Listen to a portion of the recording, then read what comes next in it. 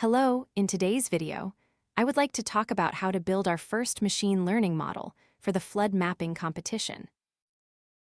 In this notebook, our goal is to use an XGBoost model as the classifier. More importantly, we want to build a reliable cross-validation workflow so that the validation score aligns with the leaderboard score for the test data. Once we have such a workflow set up, we can iteratively improve the cross-validation score of the model.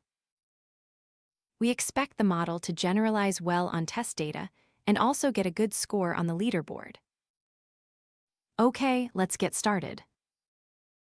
As we have seen in previous videos, the data is very simple. The main columns are event ID and precipitation. We can parse the day and location from the event ID column. Here is the first thing we want to check out. We want to check how many locations in the test data also exist in the training data. It turns out there are 0 such locations. The implication of this finding is twofold. First, we should not use location as a feature in machine learning models. This is because the distribution of locations is completely different in the test data compared to the training data. Any features we want to provide to the machine learning model should have a consistent distribution. Location is definitely not that kind of feature. Secondly, this also tells us how we should split our data locally into training and validation sets. We should split the data in the same way that the training data and test data are split, which are location-based. Okay, so that's why we want to use the StratifiedGroupKFold. So the way it works is that we need to define a group column and a ground truth column. When we define the group column, the K-fold ensures that the groups are not shared between the training split and the validation split. At the same time, it also makes sure that the mean value of the ground truth column is equivalent in the training split and the validation split. So we can test these 2 points by running this code. We can see that, for each fold, the locations in the validation data are not in the training data. The shared location number is 0. At the same time, the mean value of the ground truth column in the validation split and the training split are the same. So this is great.